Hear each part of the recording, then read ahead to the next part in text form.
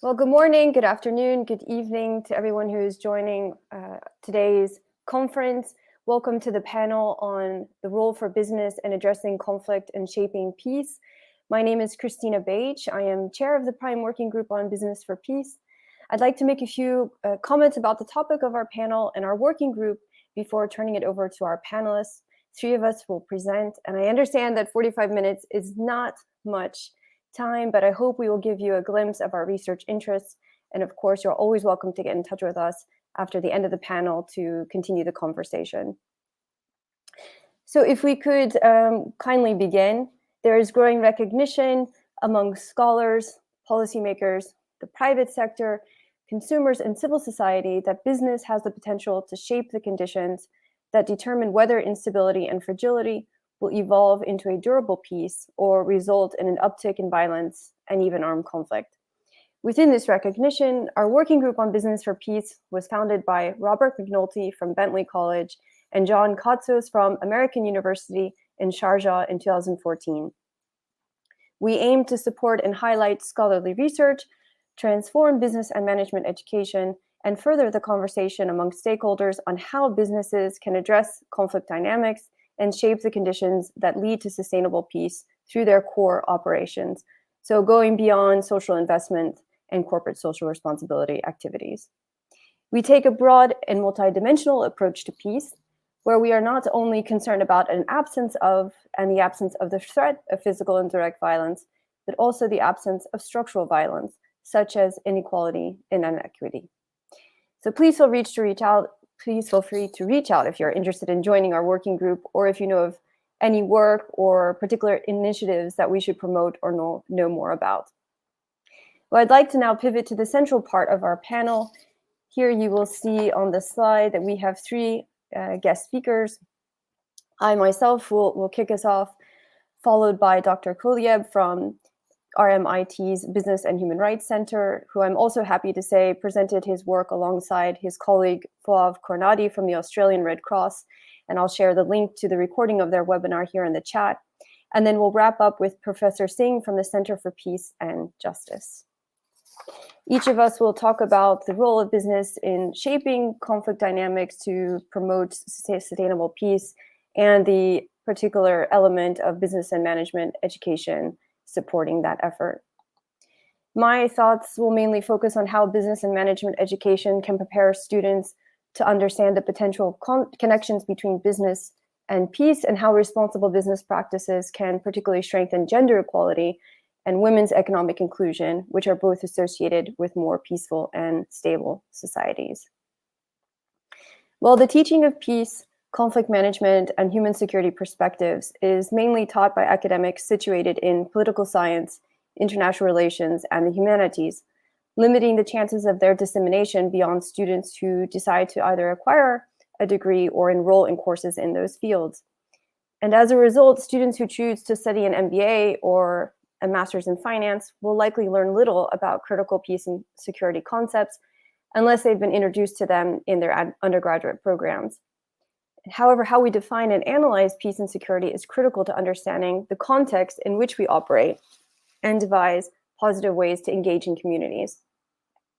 The traditional or national security paradigm refers to a realist construct of security in which the referent object of security is the state. Traditional security perspectives prioritize defense and military issues to promote regime stability domestically and affirm state positions and interests internationally. Whereas the human security paradigm proposes an alternative way of pursuing peace and security, taking people and their experiences as the critical referent points. Human security broadens the concept of security and stipulates that all individuals are entitled to freedom from fear, freedom from want, and freedom to live in dignity. Thus, human security reflects a broad understanding of peace, emphasizing that both an absence of physical, direct, and structural violence are essential for peace to flourish.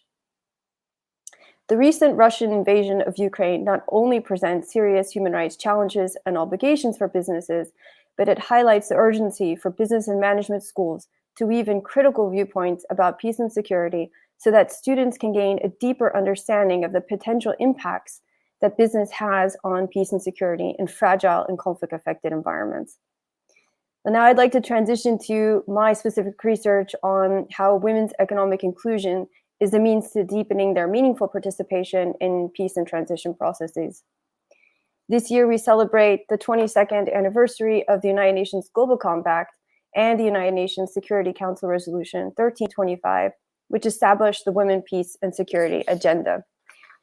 Both international frameworks highlight the importance of gender equality and, more specifically, women's meaningful inclusion, where women have decision-making authority across all spheres of society as critical to inclusive development and sustainable peace.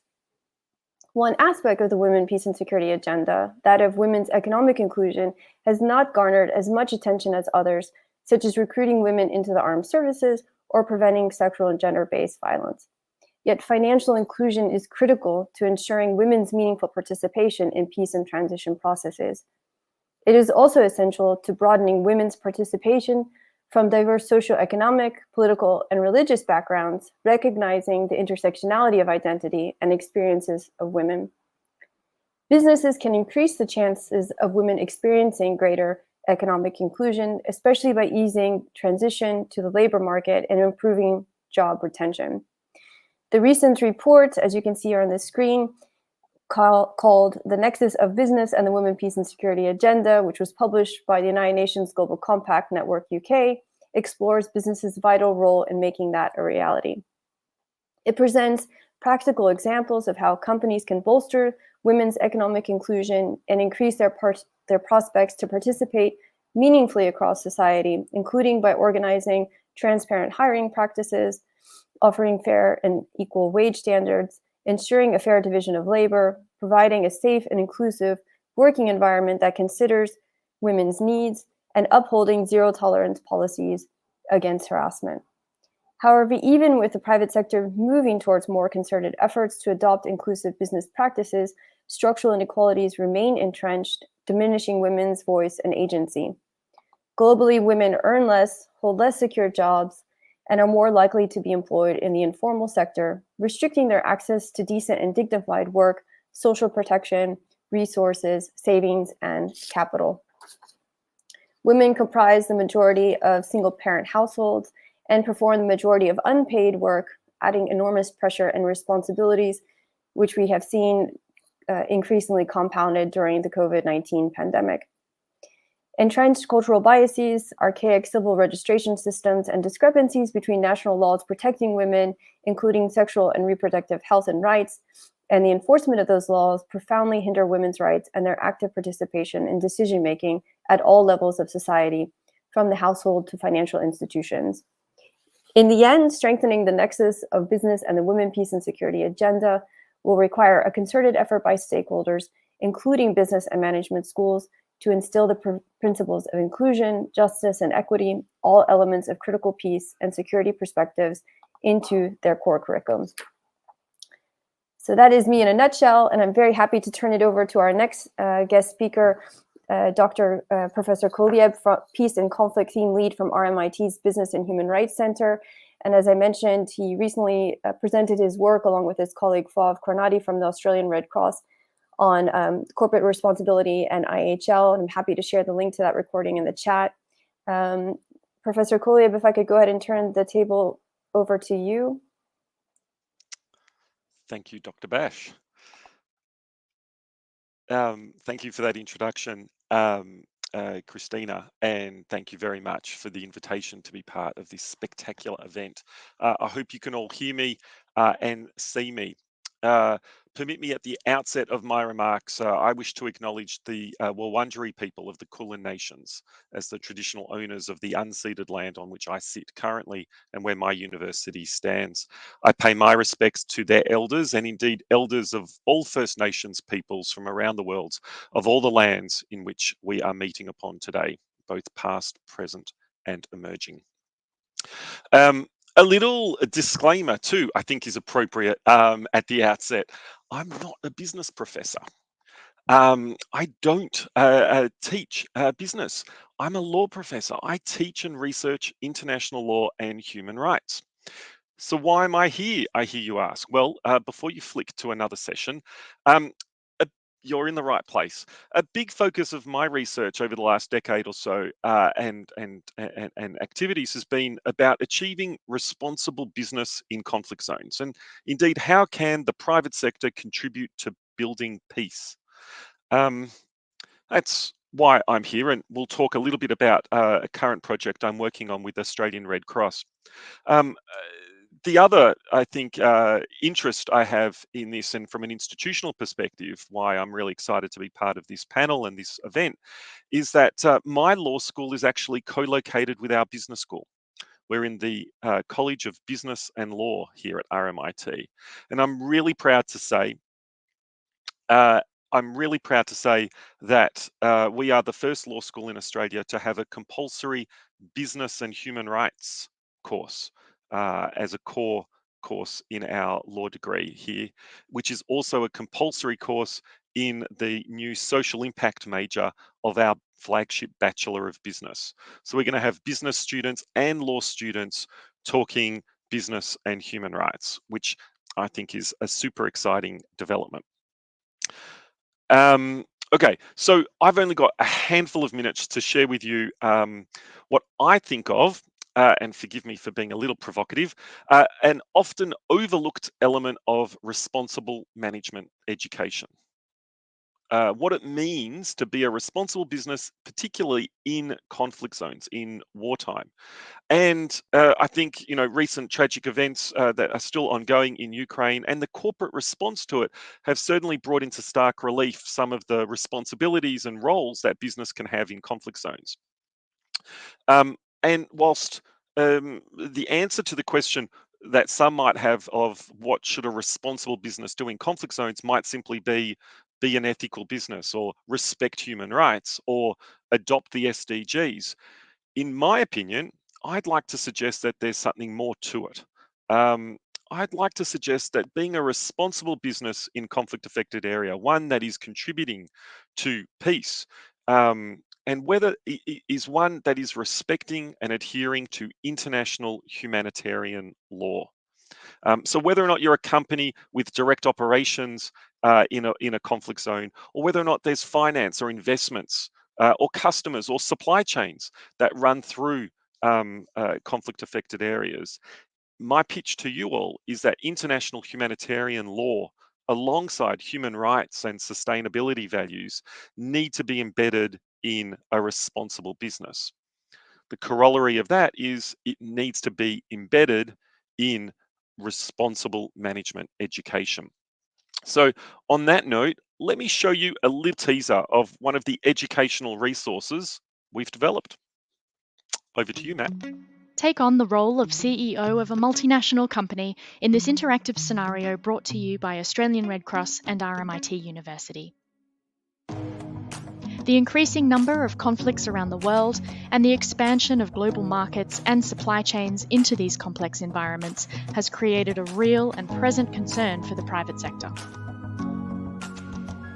When a crisis occurs, a company needs to be prepared to make effective decisions under pressure.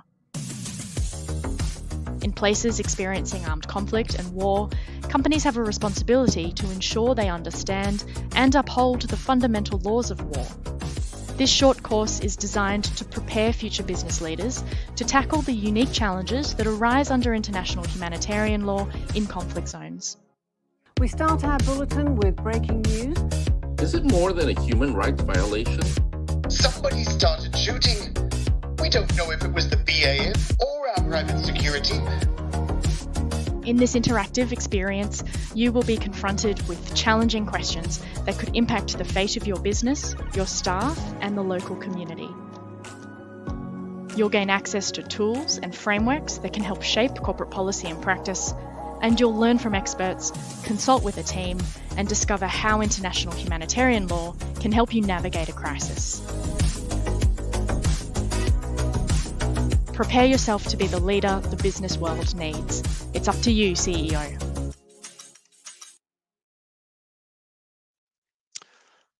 I hope you enjoyed that. Back to my dulcet tones. That's one of the end products of what a partnership between Australian Red Cross and RMIT have produced. In particular, I want to acknowledge my partner in crime, Fove Kornadi, the private sector advisor for the Australian Red Cross's Humanitarian Law team. We've been working together now for over 4 years on understanding what does the business sector, both in Australia and globally, know about humanitarian law, the laws of armed conflict. And it turns out not a whole lot. There's often conflation with human rights and humanitarian law. They are complementary bodies of law and that contain ethical precepts at their heart, but they are also distinct bodies of law with different obligations, responsibilities, and protections, I should add. And so, whilst we have listened to business, consulted with business, surveyed businesses about their levels of knowledge, we've also set about trying to address that gap. And we've developed a whole bunch of tools, guidance materials, and training courses for business people, but also future business leaders, for management educators like you to freely adopt and embed in your programs if you wish. So let me back up and tell you about how we got here. Crash course in business and international humanitarian law. What is international humanitarian law, apart from being quite a mouthful to say? So we're going to start using the words IHL instead. International humanitarian law, you might have heard of the Geneva Conventions. They are a universally accepted set of international rules that are designed to inject a little bit of humanity into humanity's darkest hour, war. The way we fight is regulated. We try and protect civilians at all times. That is the essence of international humanitarian law. And the Red Cross are some of the architects, the drafters of international humanitarian law of IHL, and it's their mission to disseminate, to educate the world about it. Traditionally, the Red Cross train soldiers of every country on the planet. They train governments, officers. But increasingly, we understand that businesses play a huge role, socio-economic and political role in conflict zones. And our pitch was we should be also teaching IHL to businesses. Indeed, we would submit that there are some specific risks that IHL gives rise to for businesses that add some value for awareness of IHL to a business.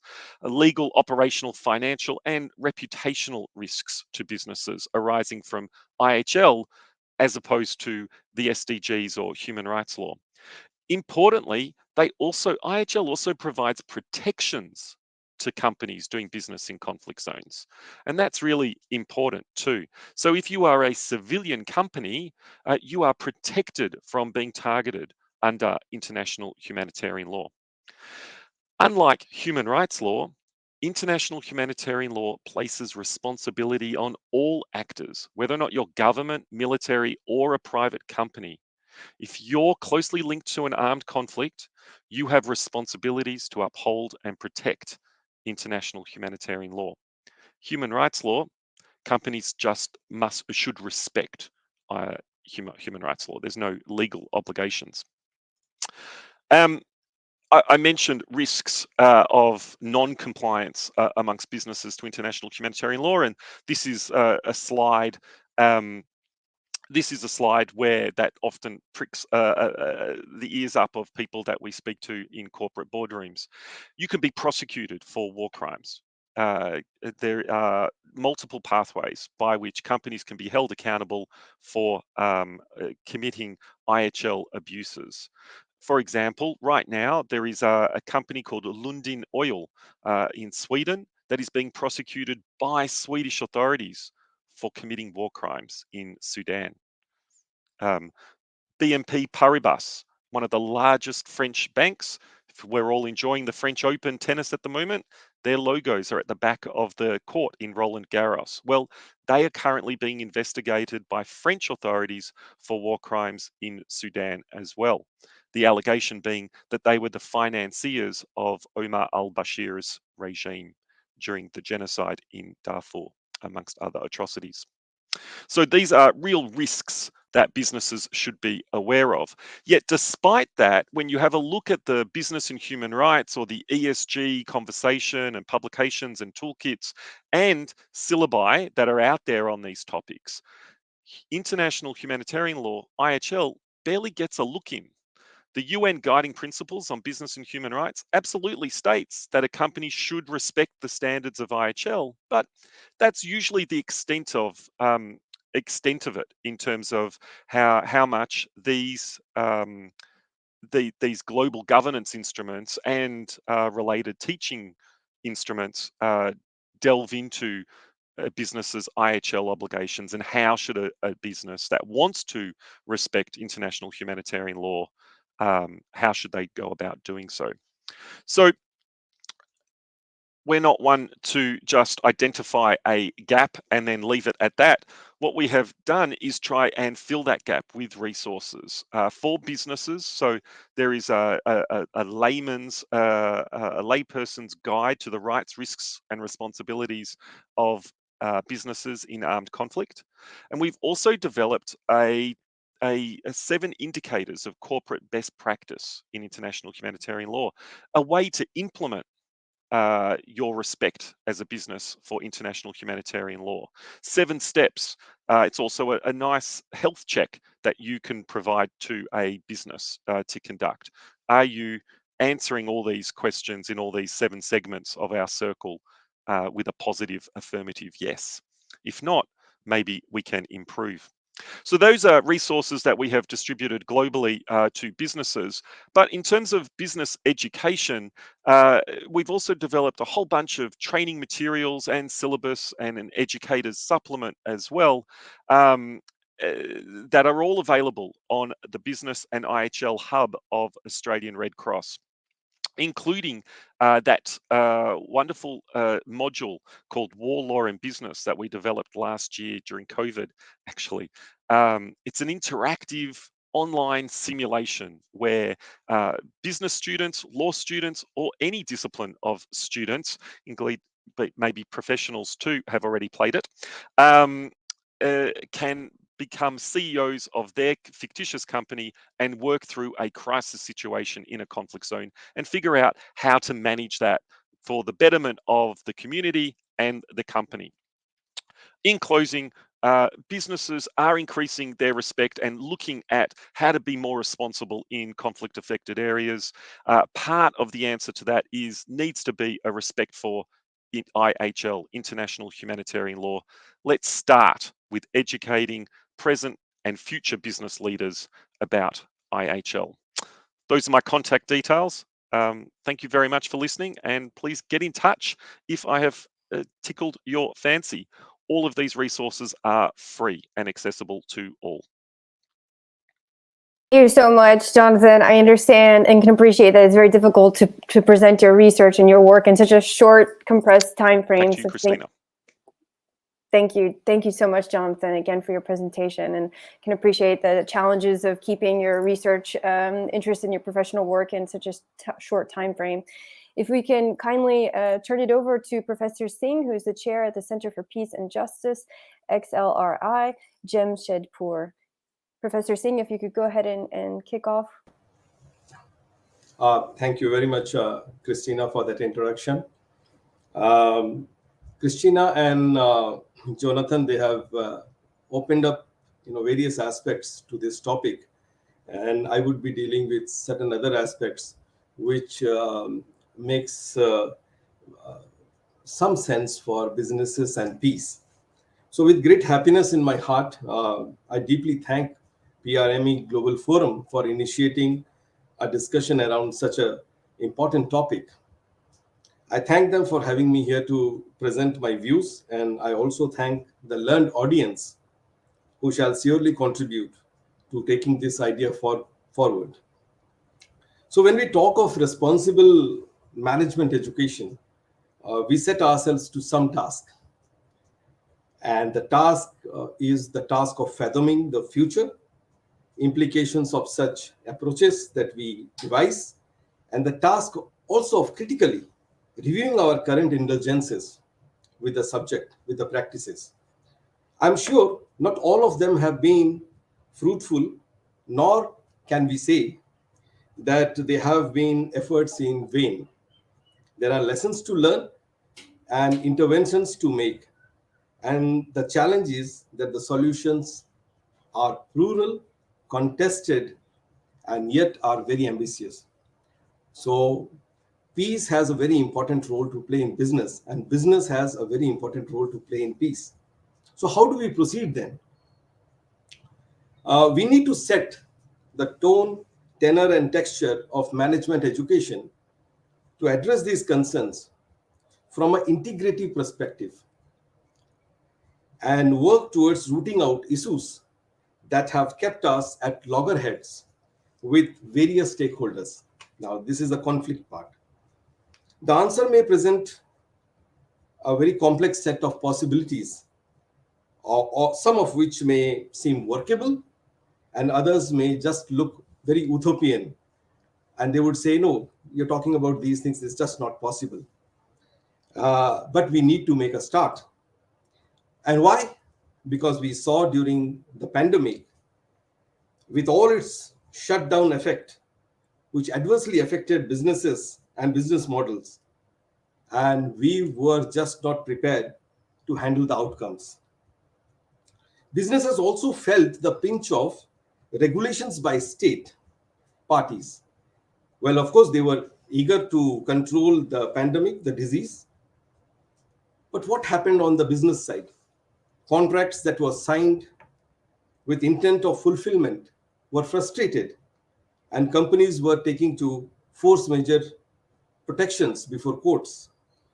I'm also reminded of the fact that in India, the courts had to intervene to say that arbitrary clampdowns will attract coercive actions by the courts, because they saw some orders were issued and there was not, there was a lot of asymmetry in these orders, and they were issued by different state jurisdictions within the larger national structure. And then the courts felt that some of them were crossing the limits. The crossing the limit means they're going beyond the jurisdiction to some kind of excess arbitrary action. Now that has to be also contained.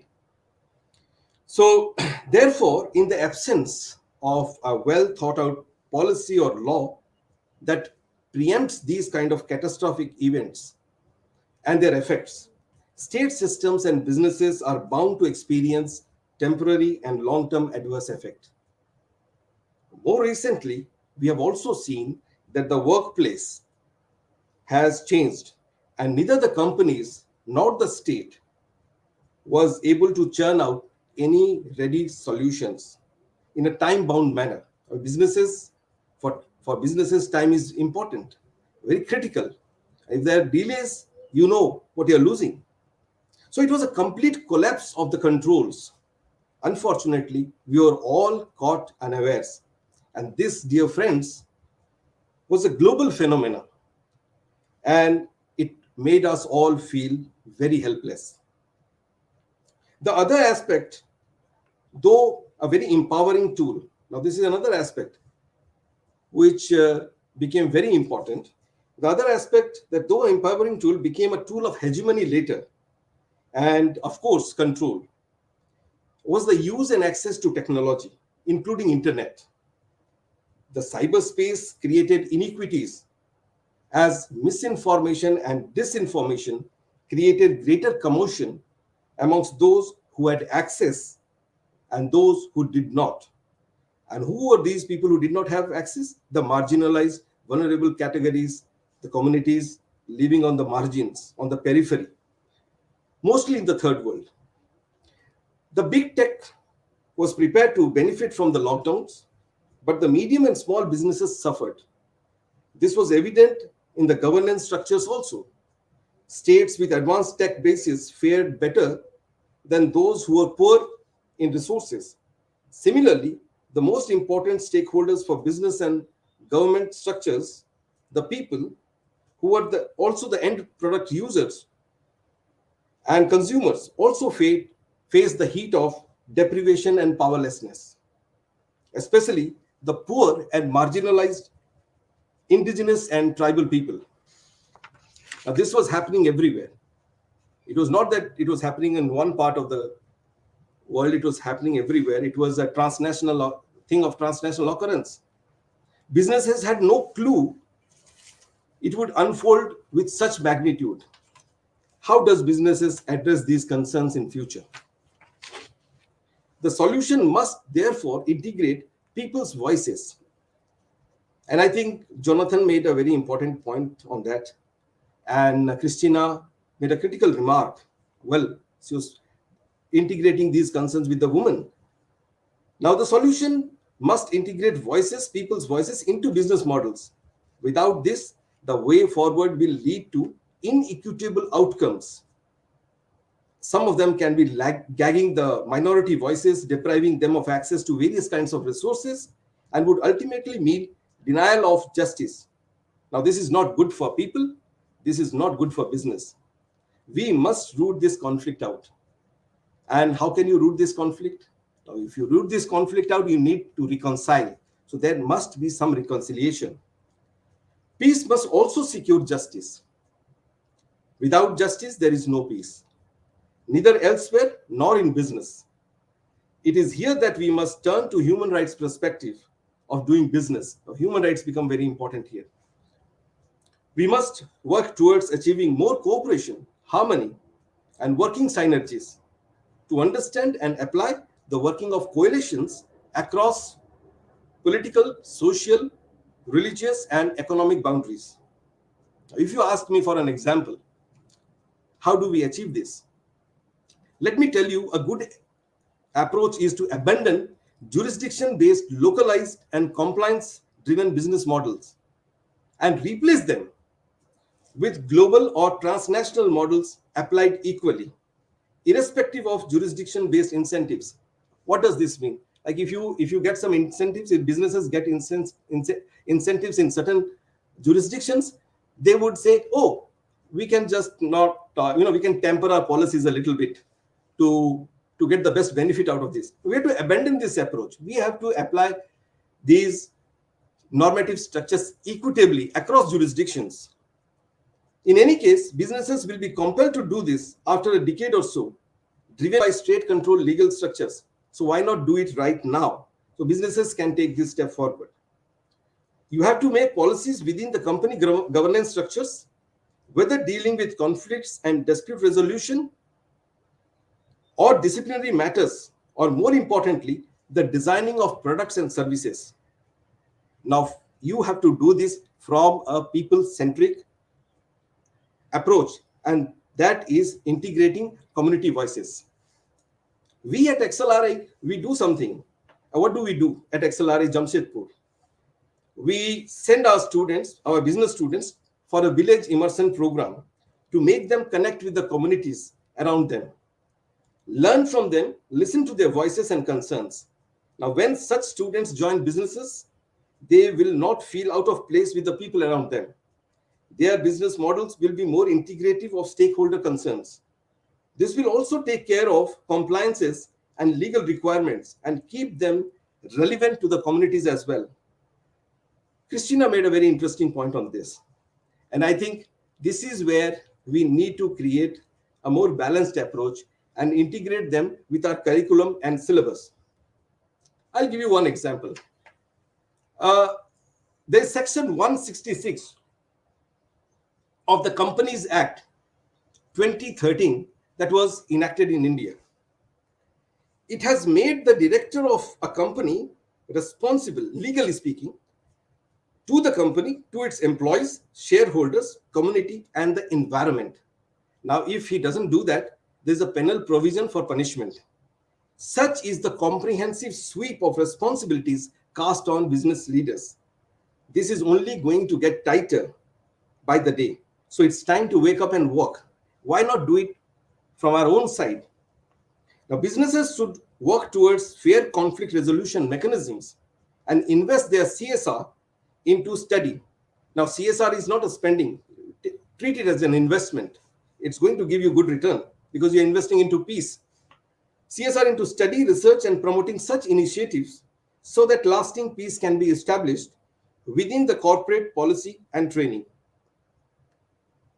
Now, when lasting peace is established within this corporate structure, this can also lead them to invest in creating hubs in business schools and use them for formulating policy and training. That is where policy and training comes in.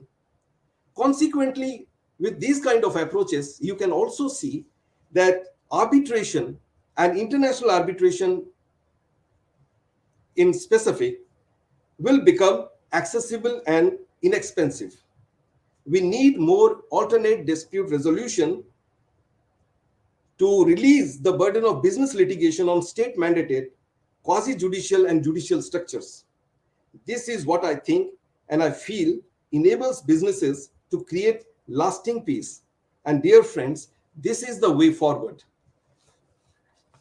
On the side of the governments and basically national governments should incentivize business management schools and businesses that invest in teaching, research, and application of peace templates and practices.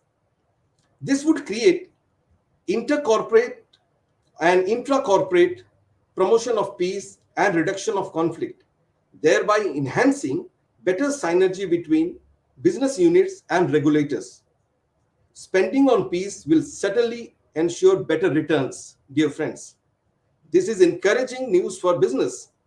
And I think if we look into the models, few of them are available. You can just look at the Severn model in Nigeria and the Tata Steel model in India. And these are good stories that we can follow and replicate. And this also talks about the human rights approach. So peace teaching in business school is a must for businesses to be sustainable, community-based, and reduce conflict.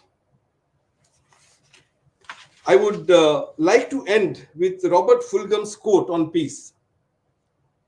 Peace is not something you wish for. It is something you make. Something you are.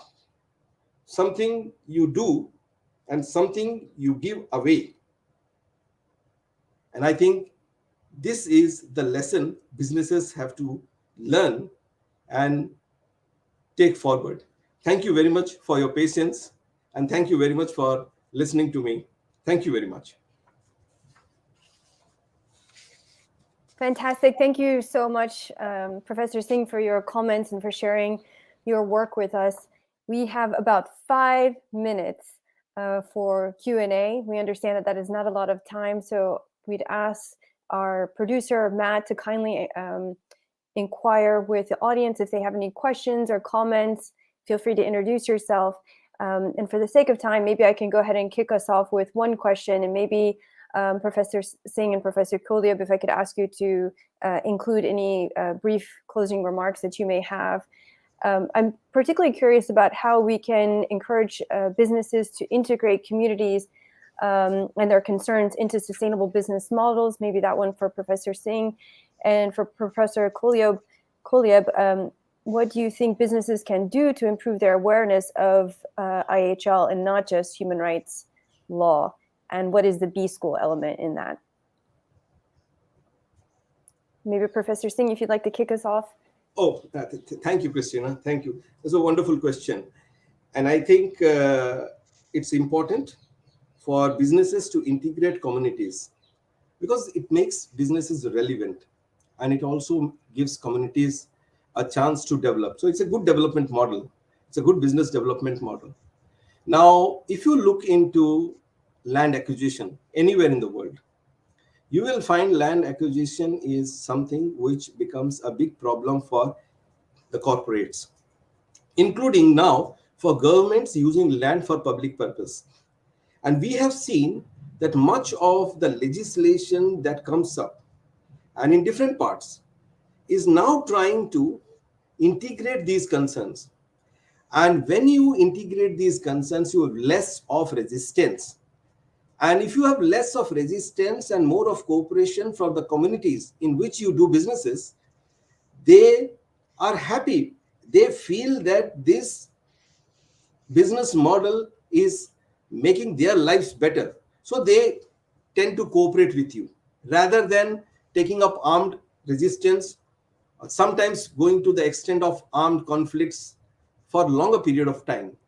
And we have seen that where companies have brought in this model, and I have seen few of the state-owned companies, and I just released a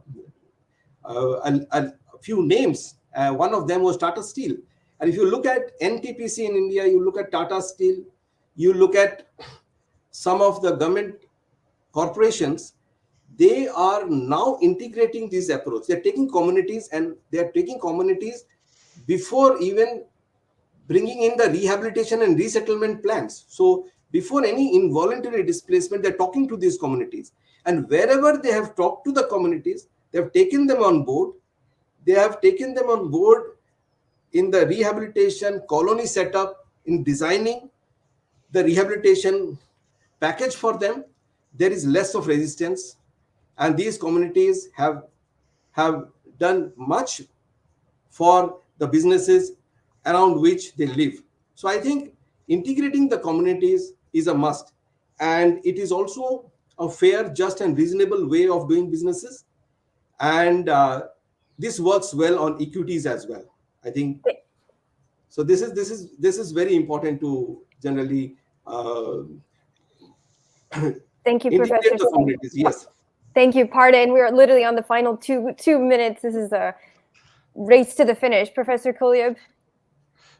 Super brief. Let me end with John Ruggie, the author and architect of the United Nations Global Compact. He said that companies that want to be responsible, respecting human rights, must focus on conflict-affected areas, and to do enhanced human rights due diligence, for example. Part of that, we need to prioritize. Responsible business need to prioritize. We need to focus on conflict-affected areas because that's where the most egregious human rights abuses implicating companies occur.